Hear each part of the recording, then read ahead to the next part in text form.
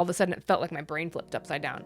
I had massive vertigo. I was dizzy. I didn't know what was happening. I couldn't figure out what was going on.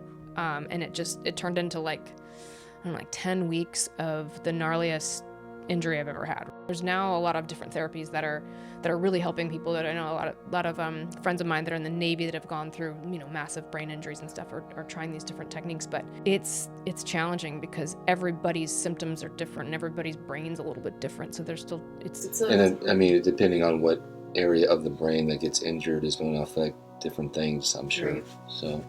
Yeah, well, that was the thing, is that I could still do math and I could pass a test. So I went to this doctor and I passed all these little tests that he had. And he's like, oh, you seem fine. I'm like, I'm not fine. I'm telling you, I can do math, but I'm not fine. That part of the brain was working okay. It was the other parts that were having issues. So, but you know what? I learned a lot through that. I learned a lot about taking care of your head. I learned a lot about, the fact that, you do have limits even when you don't think that you do. And, I actually got called to do Avengers Infinity War and Endgame, but I was still not really doing very well. And got a call from the coordinator, and we're really good friends. So I'm gonna be really transparent with you, because it's my actress and I usually double her, but I'm like, I am probably not in a good spot to come back to work at this point. And he's like, well, why don't you think about it? We still got a couple weeks. I had to go to Scotland. That's where we started filming. And he said that I have another girl, Cece Ice, was coming out as another double for one of the other characters. And he said, if there's any crazy wrecks or anything that you feel like your brain's not ready for, I can always pop her in.